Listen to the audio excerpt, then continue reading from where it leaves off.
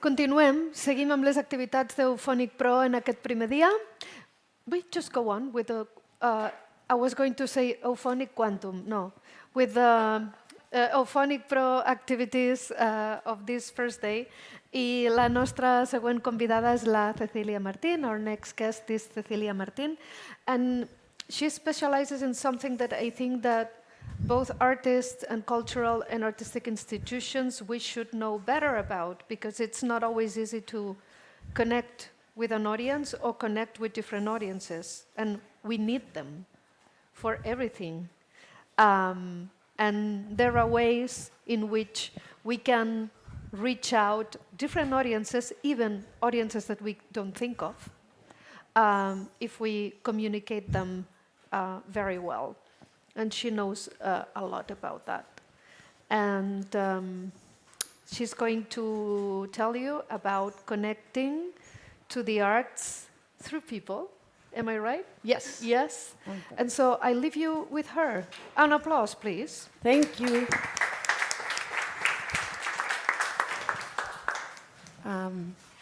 Thank you, Antonia, and it's really a pleasure to be here today. Less than 2 weeks and a half ago, I was in London, where I'm based, and ping, I get an email from Antonia. Mm-hmm. You know, if you get an email from Antonia, something exciting is about to happen. And she invited me to be here today. I was on my way to visit my parents in Alicante, and I did a detour. So after the session this morning has been so inspiring. I'm so glad that I'm here with all of you. It's really a pleasure. And yes, I'm going to tell you about what I'm really passionate about, which is connecting to the arts through purpose, connecting with people. So I'm going to have to do a little bit of acrobats, but in other words, to stand out for what you stand for. Now, looks like the computer has lost the connection. We're back. What about the next one? Yes, great. So it might happen again. So about defining the purpose, about what you do. So I'm the founder of CC, which stands for Cultural Connection, Creativity, Collective, Catalysm. There are so many words that start with a C that really inspire me, but also in London, everyone calls me CC, so it works at many, many levels. And as I was telling you, these are all, I asked ChatGPT to give me all different combinations of words that starts with a C. And CC is a network-based agency. One thing that I had built over the years is an international network. So I build teams together per project. I work with agencies in Berlin, in Amsterdam, where I used to be based, in Barcelona, in London, in Armenia. You name it, and I go. This is what we do, arts and cultural branding, and the intersection of design, technology, and strategy. And I work with very multidisciplinary teams, which means you have to understand very different languages and disciplines and vocabularies, and very often I'm out of my comfort zone. I should go to the opposite workshop of stop taking risk and stay in your comfort zone. I'm always getting myself in trouble. And helping cultural institutions to cross boundaries, to think more of the 21st century, embrace younger audiences, look for new ways to connect with culture.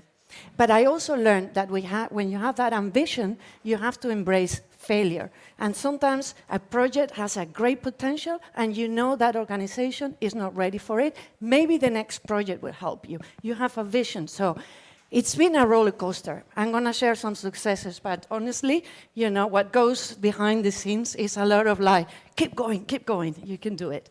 It's funny enough that my journey in innovation started at Lava Lab. When I co-founded Lava Lab in Amsterdam, we did a lot of innovative projects. And I just remember, as Charlotte was talking earlier, that we also went to the KIC Festival to present. You remember, Clasin? 2017. Yeah. Yeah, we did the graphic design at Lava Design, and we also did present some of the work we were doing. This is at the Van Gogh Museum, breaking the status quo of a museum and doing through technology, enabled through technology, performances on the floor and disrupting the whole space. I'd worked with many organizations over the years, from small to big, but at the core of it has always been to help them break their bubble, because very often cultural institutions, especially the ones that have existed for many years, are very much immersed in their own world. So how can I help them lose fear of all the rapid change of technology and break their corporate institutional bubble? So working with them to really understand that branding, which is what I do, can be a vehicle to create culture, that we don't have to use communication as something that we do at the end when everything is ready, that actually is our responsibility to create visual culture, but also to use technology, not only in the amazing projects that you have presented, can we use technology as well in the communication and break those barriers? So as a brand strategist, if I have to define what I do, is really one thing, is understanding and identifying and help one organization define what's the most important thing. Because if everything is important, nothing is. When you know what's the most important thing, you can channel your resources, which in culture are often scarce, and you can have a direction and you have a compass. But then it's, yes, but this, but that. What's the most important thing? That's my job. The most important thing for me is to be close to people's hearts, to be more part of their life, and to not just be one thing we do, but to actually engage them with the things that we are passionate about, so they can contribute and come along our journey. When I started doing branding in the cultural sector, in the arts, people were like, oh, branding, you know, I didn't have a lot of resonance because it was seen as a way of exploitation, and it was not a very popular thing. So to change the concept that I had of branding took me a few years back. Now everybody understands that the moment you exist, you have a brand, and either you design the system or the system designs you. So you have to make a conscious decision of how you want to communicate and what you stand for. So that was quite a journey. And then with the time, I really understand that people forget what you do. They forget everything you say, but they will never forget how you make them feel. And if you are able to make a strong emotional connection, they will never forget that. That will be a once-in-a-lifetime experience. So defining the why we do what we do, that unifying principle that connects us with the aspirations of our audiences, for me, what I call the purpose, this is the most important thing. My brother and my family, who hardly understand what I do, I tried to do a rehearsal with my mother of this presentation. At the end, she was like, wow, interesting, you know, she was like, all that work for just 2 words? And I'm like, Mom, yes, because if you have 2 words that are really solid, that drive your philosophy, that's gonna last for years, because that's the soul of an organization, and that's philosophical. And I still think she doesn't understand. But the first project that I did in the cultural sector was for Adesk. Some of you know the digital platform, so it was about critical thinking and enabling people to think critically. That was many years ago, and they still use it. They tell me that it's helping them to shape where they're going. Because if you have that very well defined, you have a compass, and it can translate to your program, to your communications, to the values of the organization and everything that you do. I think that nowadays people don't just want to be passive receivers. They want to be active participants. They want conversations that happen at 2 levels. They want to raise their voice. They want to be part of your cause. And the more you are able to communicate it, the more they will join in. It's an opportunity to stand out for what you stand for.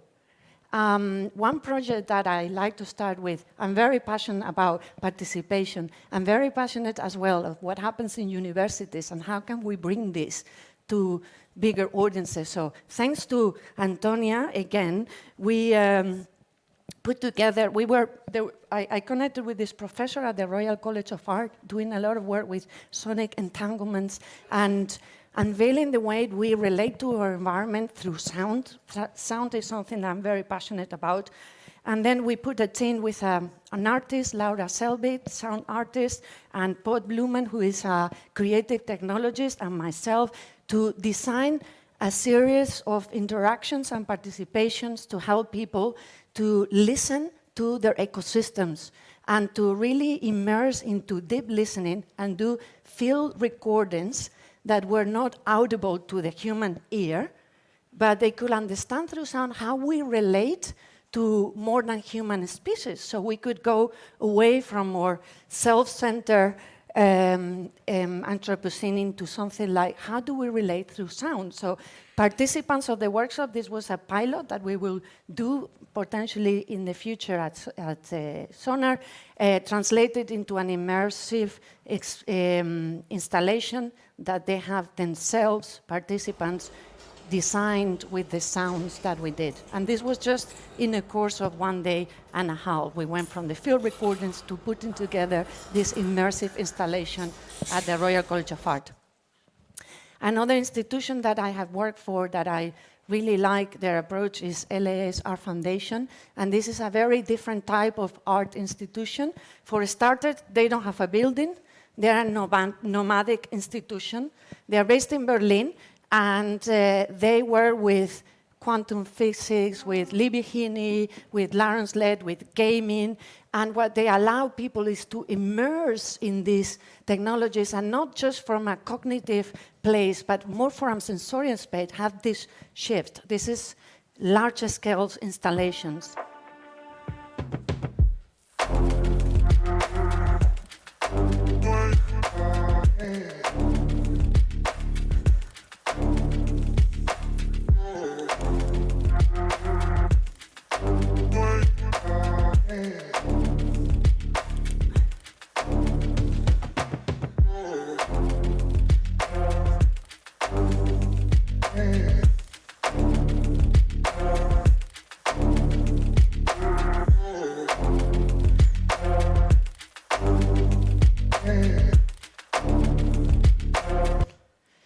We work very hard on defining this purpose of reflecting the present, but imagining the future, and how art had the ability to do that and bring the future closer to people.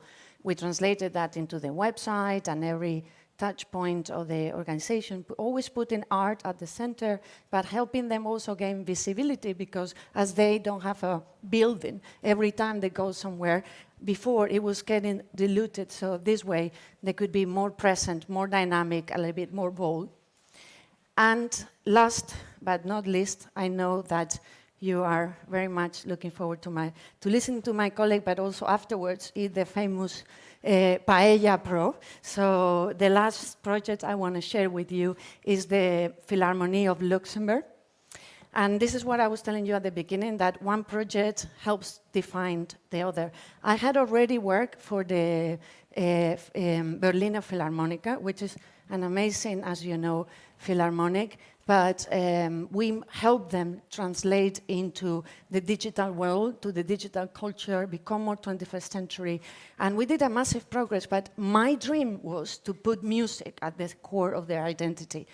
And I partnered with an amazing composer in London, and Nick Ryan, and we didn't manage to convince them to do that. So when the opportunity to do the Philharmonie of Luxembourg came along, this was end of July, so I knew that I was not going to have holidays that August. Instead, I jumped into a plane and went to Luxembourg, and I find this amazing building designed by Christian de Lampersac. This is a beautiful piece of architecture. And they want us to, but what we saw is that their current identity was so corporate and so boring. There's nothing more emotional than music. And we had seen the incredible performance that they had. And they said, how can you help us build the Philharmonie as a modern cultural icon of Luxembourg and attract more and new millennial audiences and be more relevant to the digital world? What we learned is by social listening, by speaking to the people in the city, was that the building was an icon of Luxembourg and everyone felt very proud of it. But many people were going, taking a picture in the building, but they never went in. And they didn't even know that it was a concert hall. They thought it was a contemporary art museum.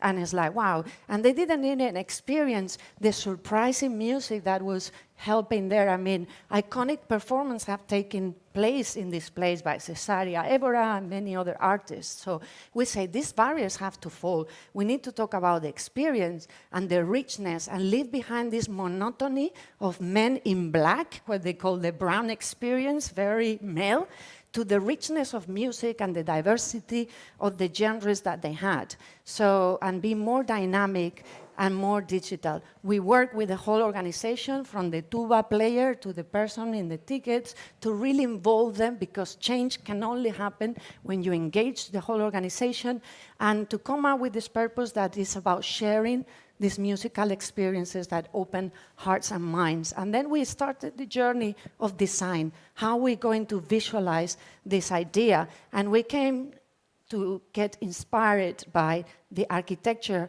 of the building and making those columns come to life through the design.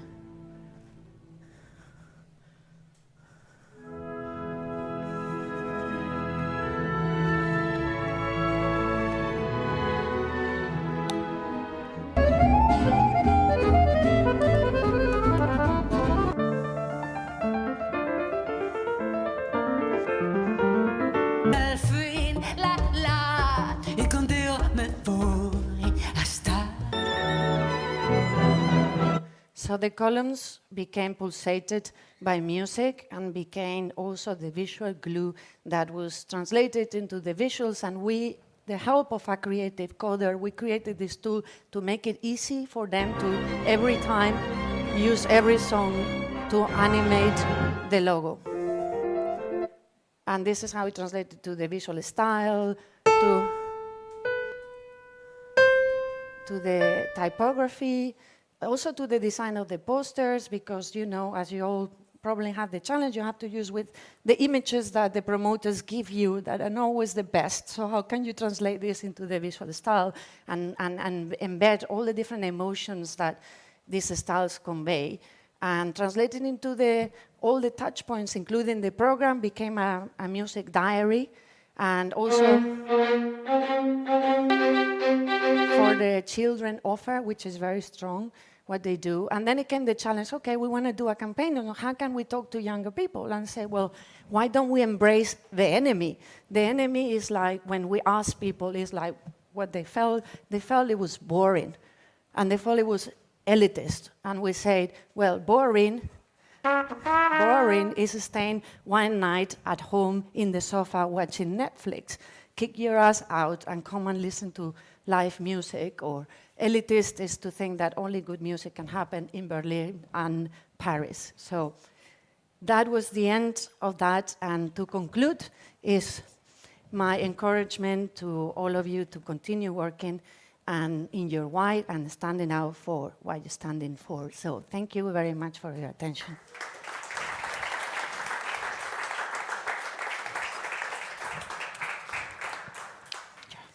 Moltes gràcies, Cecilia. Thank you so much, Cecilia.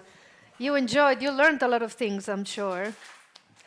So let's get to our second second presentation. And now we are going to welcome on stage Tanja Sæter from Coast Contemporary in Norway. We take a lot of pride at Eufònic that we bring here to Terres de l'Ebre professionals in the cultural sector from every place in Europe and beyond. So please receive Tanja with a very, very warm applause.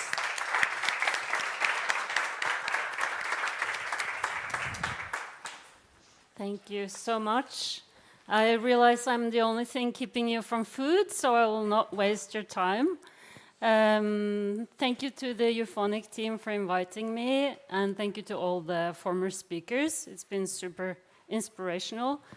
Shall I sit or stand? Or? Yeah.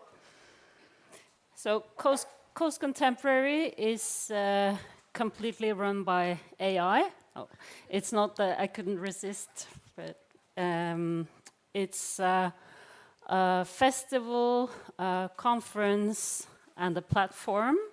We don't really have a defined definition of what we are, and we don't think we have to be there. I founded Coast in 2015 because I thought that there was missing a place where artists were equally included as the rest of the professional group, because I thought that at biennials, for example, professionals, directors, curators would gather at the dinners who were too expensive for the artists to attend, that kind of thing. So at Coast Contemporary, we care just as much for everyone and include them in the social part of things. I'm a glassblower by education, and I worked with that for 15 years until I couldn't make objects anymore, and tried to continue working with feelings and experiences, and also to generate collaborations. So in order to keep people together, not being able to escape at dinner, we use isolated places. This is an island at the northwest of Norway. It's an old fisher, I guess, village island, used where fishermen delivered their fish there and dried it for bacalao, dried cod. So they dry the fish on these mountains. So we work site-specific, we do some new commissions, we show old work, new work. This is a performance by Kyosho Yamamoto about the textile industry in Brazil, polluted by a Norwegian company called Hydro. The first and second edition was on a ship that's called Hurtigruten, and it drives from Bergen to Kirkenes, all the way up the coast of Norway. So we used the cabins for installations, art performances. This is an installation by Hanna Fauske.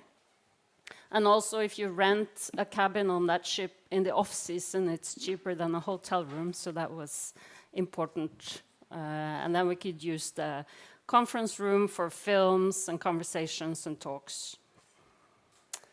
Yeah, more of that installation. We have an international program.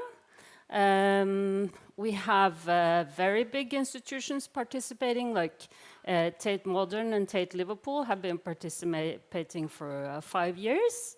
MoMA, PS1, and then we have an artist run, and artists and all are included in the same way with presentations and talks, which creates a good dynamic. Meals, food is very important, as I mentioned.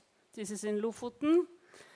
And so far we have 360 collaborations in 12 countries. And we don't talk so much about the collaborations, but I will mention one. This is Cooking Sections, who did the performance about salmon farming and the pollution it does, and water cleaning through oyster farming, so that the whole conference room is pink because we were talking about salmon. They got an exhibition at the Tate Britain, and that was really great. We usually address political issues or activist issues. I have a long background from the artist unions in Norway myself. Some of the unions we have are 100 years old. So we work a lot with artists' financial and social rights. Yeah, Cooking Sections participated in this edition that was about Norway's relationship to nature, above and underwater, with a perfect image above water and then oil underneath. We have a program for artists with children. I don't know about Spain, but in Norway it's a big problem that female artists drop out of art after 30, 35, usually in connection with childbirth. Then you you start working as an arts and crafts teacher or something else. So the program is very simple. If you have a child, you can bring it. And we try to adjust so it's like easy to attend. Like you don't have to feel that you can't bring your kid, because that's a big issue for many. And this is a work by Maria Passenau, photographer, trying to imagine what is needed to be a female artist these days. Organized freedom, about the political art scene in Norway. I'm not going to go into detail because we're going to eat soon.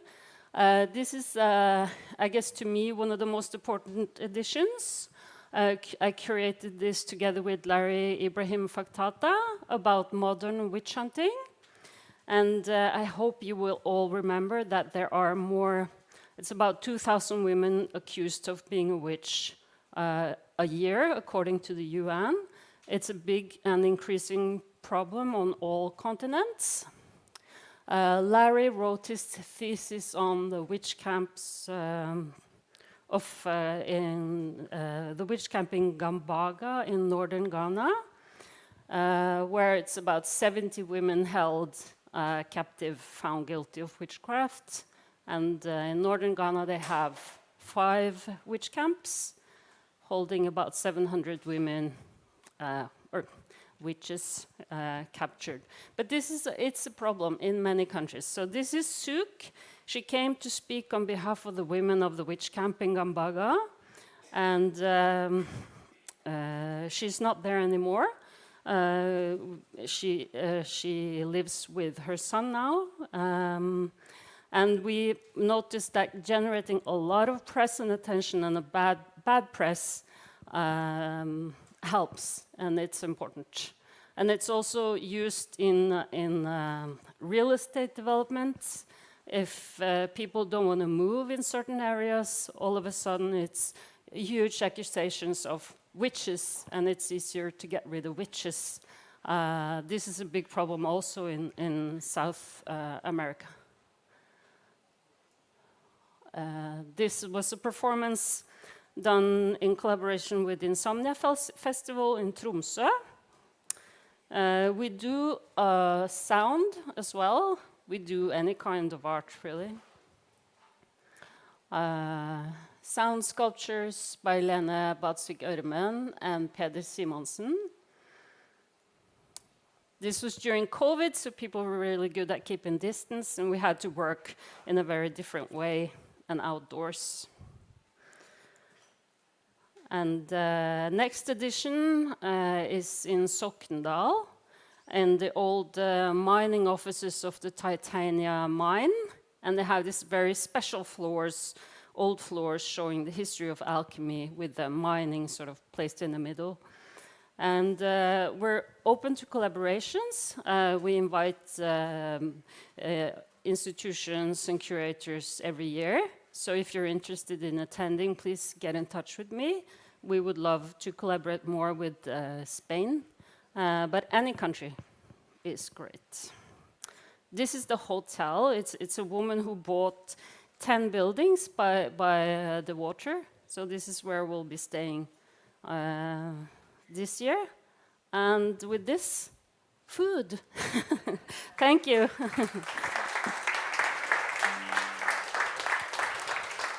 Thank you. Thank you so much, Tanja.